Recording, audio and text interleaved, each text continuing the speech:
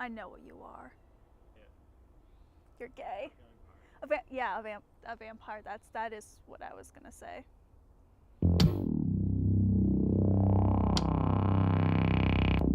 You guys can't see this, but my cats are like obsessed with the left mic cord and they are trying to play with it. So if there's any like in the audio, just know it's their fault, not mine, for once, okay?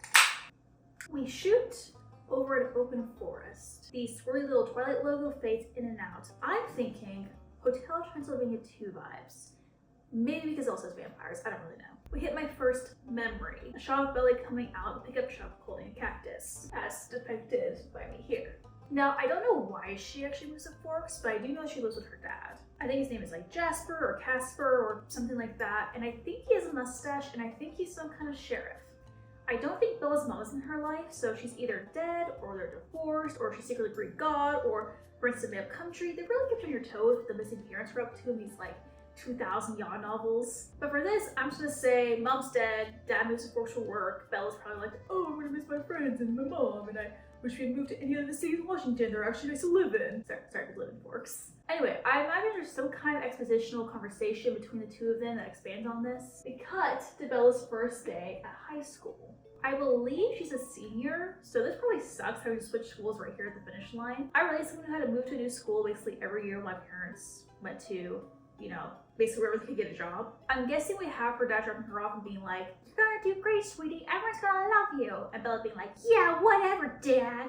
Because, you know, every movie in the 2000s required the teenage lead to be like deeply embarrassed to parents for whatever reason. Now, I kind of combined this image here of like the two memories I have. One is Bella with some girls around a lunch table, and one of Edward like throwing up in his mouth a little bit when he sees her. I don't even know if these are scenes from the same movie, but I'm gonna say some girls are nice and invite Bella to sit with them. I'm gonna say this is when they had a little gossipy, ooh, you've heard of that Edward Cullen? He's pretty weird. He doesn't seem to have aged at all through his high school. Maybe he's a vampire or something. I don't know. I also think I remember a clip of an actor in Twilight doing an interview where he said he brought like boiled eggs into that cafeteria scene. So we'll just include that there too. So she ends up in, I think, science class. I think I remember there being like a microscope and like the scene. I'm gonna guess that she gets grouped with Edward and Jacob and they have some kind of chit chat. Edward's like, your blood smells delicious. I mean, you said you're new in town? Why'd you come over to my house that's full of vampires? I mean, my family. And Bella's like, yay, new friend. Then Jacob runs into her after school and is like, hey, you remember me, your lab partner? I'm not gonna say he's a vampire. I'm just gonna say if you do go hang out with him, maybe like, you know, wear a scarf, a little garter perfume, you know what I mean? Which is depicted by this here. And Bella's like, yeah, whatever, y'all are weird. So assuming Edward has a car and picks her up and they go to his vamp house, he goes in, introduces her, and a blonde one, which I'm gonna assume is posing as his mom, is shockingly brought him into said vampire house and drops a salad bowl in shock, which I've depicted with this little scene here. There's also a pretty brunette that maybe might be asexual. I'm looking at the haircut, I'm thinking, I think her name is Alice, and she is, I'm assuming, posing as Edward's sister. Now, I'm assuming at some point there's a little something that hits the vampirism. I'm assuming she goes in the fridge, grab a crisp fango, and sees a fridge full of nothing but like tupperwares of blood. And a very blonde man who's posing as a doctor and Edward's father, and is maybe an ex-Confederate soldier. It's like, oh, yeah, it's actually really healthy. Those people are art efficient, so you know, it's not suspicious at all. This is when I think Alice is like, hey, let's distract the human with a fun game of baseball. And we all have baseball outfits on hand for some reason. Anyway, I'm gonna guess that while they go out playing baseball, some other vampires will occur, which I depicted by this scene here. We do have a lot of vampires in the Pacific Northwest. It is very cloudy here. I say this because I swear I remember Bella being in some sort of danger that she needs to get rescued from. I know there's some European vampires that find out about her down the line, and I feel like we're at this point in the story where we need like some kind of action, so bad guy, vampires kidnap her in the woods during baseball and are going to eat her. Jacob sees this, goes up to Edward like, you adult, you got this girl kidnapped a vampire, so you're gonna help get her back. And he's like, you know what, fair enough, that's kinda on me. Which I depicted by these two scenes here. So they go find where the bad guys are and they kill the bad vampires. Maybe like one gets away and that's how the Europeans find out.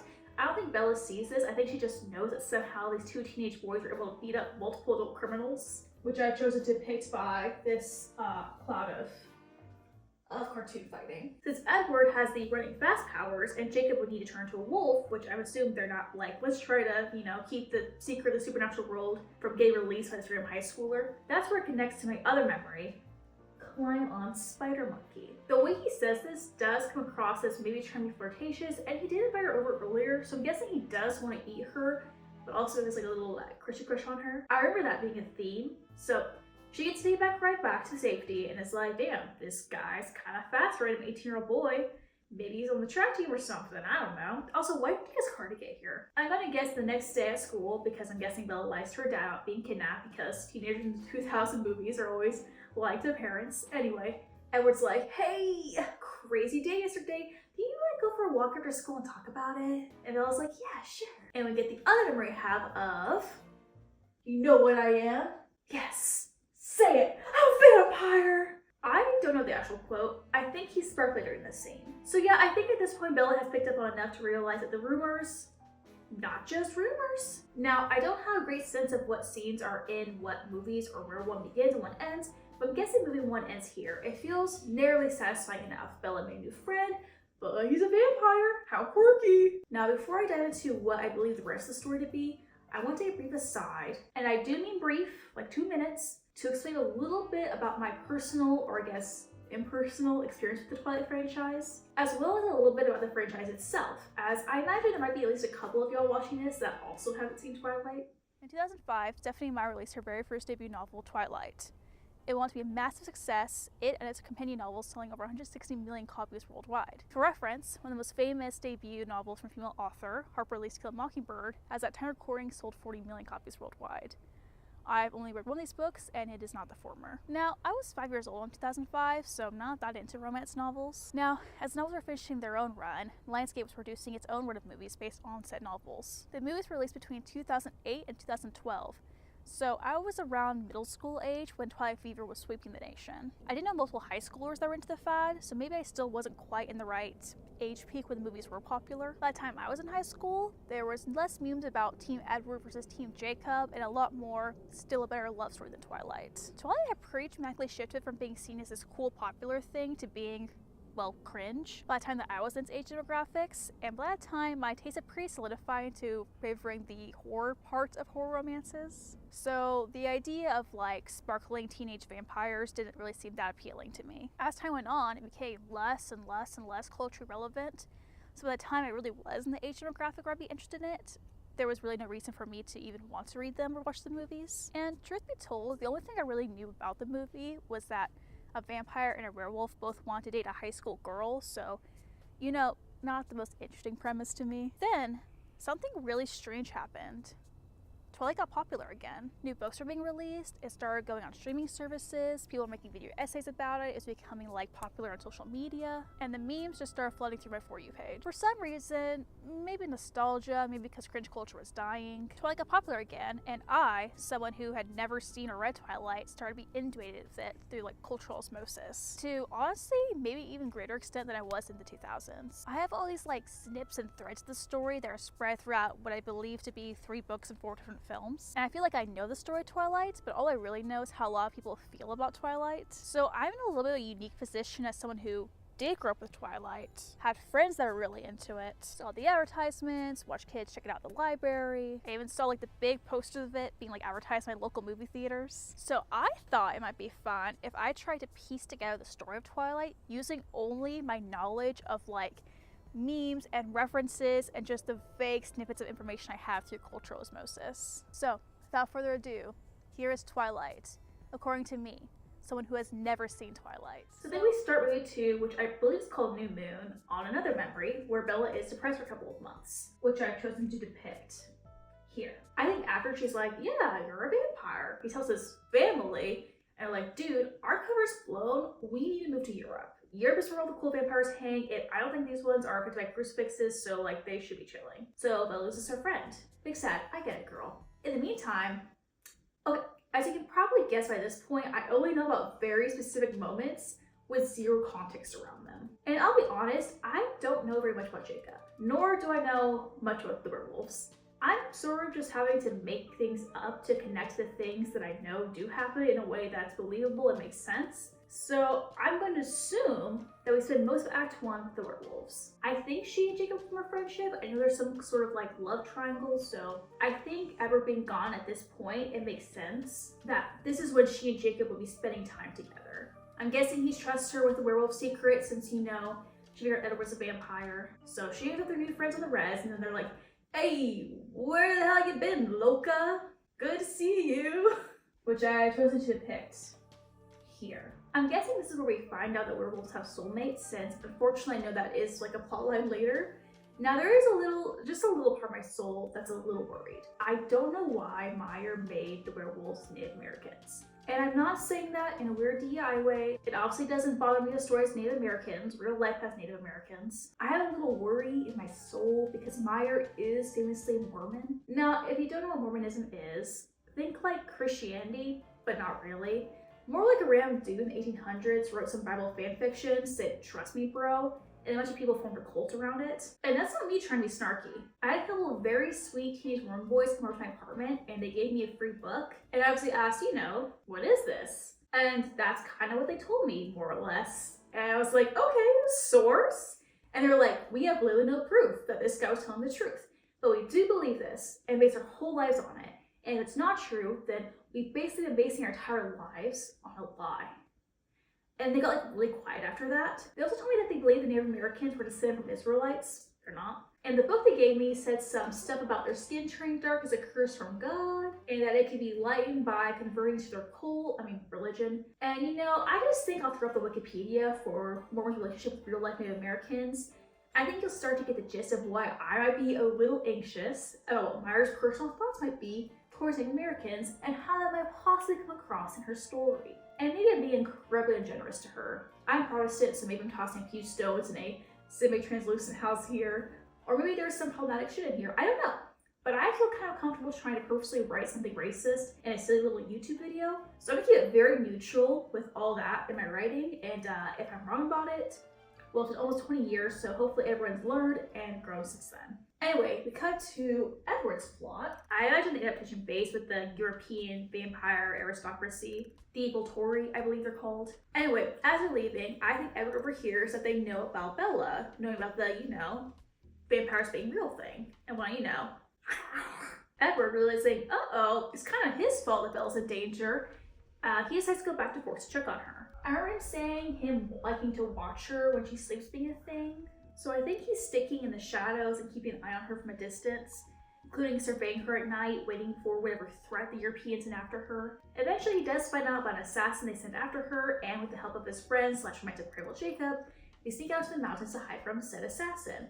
Why the mountains? Well, I do remember seeing a clip on Reels about the three of them being in a tent in a cool environment, and Edward being jealous of Jacob being warm, so like he can help keep Bella warm, but you know, he can't. I wasn't really sure where the hell would fall in the story's timeline. It's so disconnected from everything I think I kind of know about the story. I mean, I remember the final fight being in the snow, but Bella's obviously a vampire by then, so therefore would not need Jacob's warmth. She'd be, you know, dead. So this is my best guess as to where this might be happening. Anyway, the boys are able to kill the assassin that comes after them, so Bella is in the clear for now, but not really. Because when the assassin fails to go back to Europe, the Voltori are going to know something fishy is going on. So it's only a matter of time until they send more assassins after her. That's why Edward and their cullens decide to move back to Forks, because they feel bad about Bella being involved in their bullshit. And they figure if they stick around, Europeans might leave them alone. See, I'm pretty sure this guy, who I think is named Carlisle, is a doctor and like the equivalent of a vegan. As in, he doesn't eat people, he eats animals, which I guess is kind of the opposite of vegans. If you're a cannibal, but you don't eat animals or animal products, can you still call yourself a vegan? I know people are like technically animals, but like, do they count? I was a vegan for 3 years, and I have my own opinion what the answer to that question is, but I'm curious to see what y'all's opinions are on the matter, so let me know in the comments if you think that cannibal vegan is an oxymoron. Now, I'm pretty sure Carlisle is a sire, and if you don't know vampires, I'll explain that really quick. Basically, if a vampire gets its sights on you, two possible things can go down. One, they eat you. Specifically, they eat your blood. It's how they sustain themselves and their power. Whether or not a vampire can actually survive without drinking human blood varies depending on how a given author interprets the story, but Twilight seems to take the route of they can survive. The second thing that can happen is vampire gives you some of their blood to drink. Again, the exact ritual of this changes depending on the source, but if a vampire gives you their blood to drink, you drink it, and you die, and then you come back as a vampire. That's how they asexually reproduce. Now, how the relationship between Carlisle and his spawns, because I do think the other cullens vampires are all his spawns, plays out, I don't know. Generally, it's accepted that there's some level of power imbalance between a sire and their spawn. Not necessarily in every story, and sometimes there are like different levels to this, but considering the fact, at least I think it's a fact, that none of the cullens eat people, I think that Carlisle has some element of control over them. Because I, call my anti-vampire bias, I don't believe that many vampires would be living up vegan styles if they weren't pressured to in some way. Anyway, I think that's why the cullens end up helping Bella out. I don't know if it's Bella herself, but I think somehow Edward convinces Sire, oh please, I messed up so bad, please let me help this lady out. And he's pretty chill for a vampire, honestly, so I guess he's like, convinces his family to help out. Again, I don't really know anything about these guys, this is just my guess. Anyway, at some point, Jacob talks to Bella and he's like, look, I like you, I do, but I have had to kill multiple people at this point, and the Europeans are after you, and I don't know, I want to keep with all this and protect you, and honestly, I'm not even sure if I want to, we haven't been mature for that long. This feels like a really big commitment for a high school senior, which I depicted with this scene. Edward, however, is like over 100 years old, probably ready to settle down at this point, and I think he thinks, Bella and I get along, I like her, I'm going to spend the rest of my life protecting her from European vampires, why not make it official? And Bella probably does like Edward despite him dragging her into all this bullshit, decides, you know what, I should probably keep this guy around. Keep my good side. So she agrees, just depicted here. I think I remember, and I could be wrong, that Bella does not want to be a vampire. She wants to be human. She wants to go to college and live her life and stuff, but Edward ruins her life yet again. I didn't want to draw this, so, use your imagination. I remember our bed frame being broken. Anyway, I know that vampires are a thing, which is a human vampire hybrid, and that's like a thing outside of Twilight.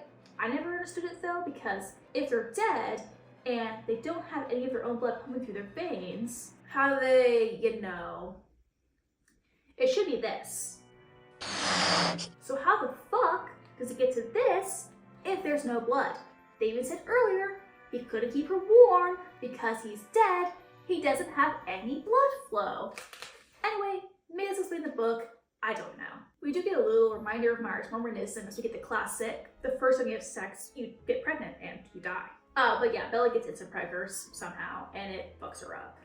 She's dying. It's not good, and I'm assuming Myers writes some sort of thing about how vampire fetuses are immune to abortions or something. So she's dying, and Edward's like, oh shit, I don't know what to do. So he asks his sire, who's a doctor, and he's like, easy, make her a vampire. Vampires are immortal. Edward's like, she doesn't want to be a vampire. Carlisle's like, I don't think she wants to be dead either. I do remember serum being a thing, so I guess this is the version where the guy injected the vampire blood, not just have the human drink it, which makes me wonder, who is Bella's sire? Did Edward use his blood? Can he, since he's a spawn? Or did Carlisle use his own and add her to his little vegan harem? Because, I don't know, like, Bella is Edward's wife, so it should be his blood, right?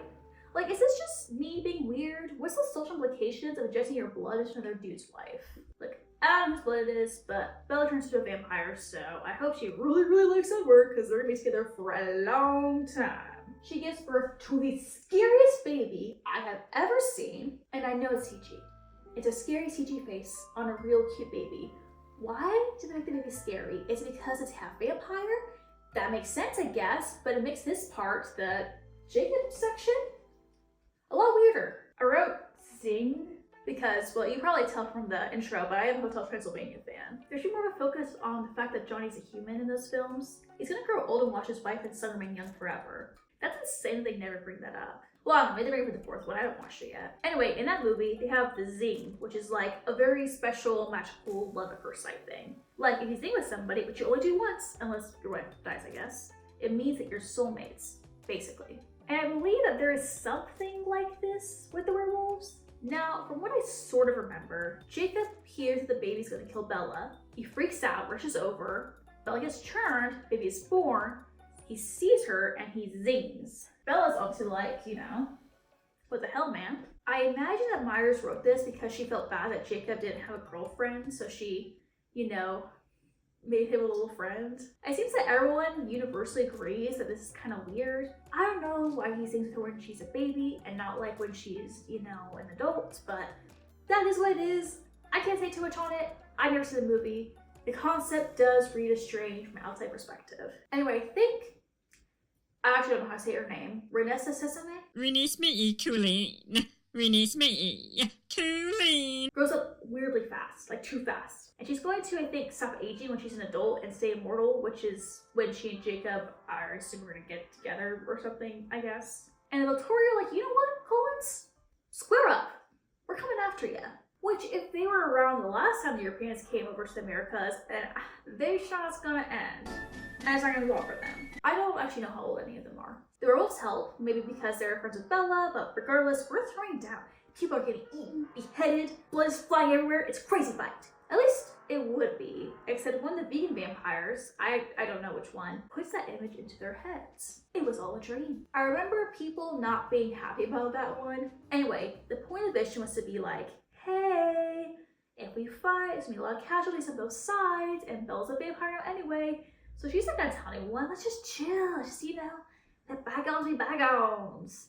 And the voltori are like, cool, sounds good to us, and they leave. In the end, they all live happily ever after, except for, you know, Bella being forever cursed to be an undead being of darkness. But you know, like, apart from that. So I feel like there's probably gonna be two different kinds of comments underneath this video. One's me for people who have also not seen the movie and are like, yeah, I kind of figured that's what happened too. Or I thought this instead. And the other type of comments are me from people who have seen the movies and gonna be like, yeah, you were right about this, you were wrong about this, etc., etc. And you know what?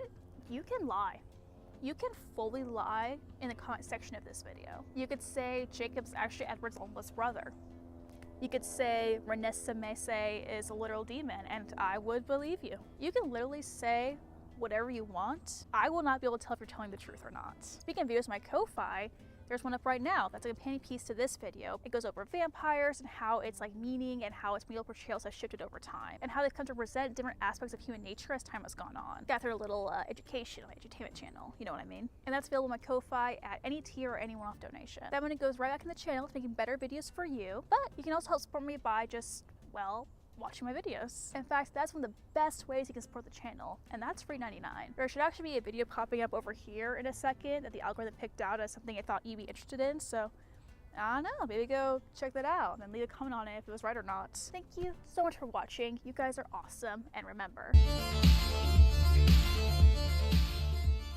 So, in spirit of honesty, I actually cannot get this balloon to blow up myself. I did have to use a pump. What you saw in the video was like a little trickery in the editing booth. It was a little mischievous deception on my end.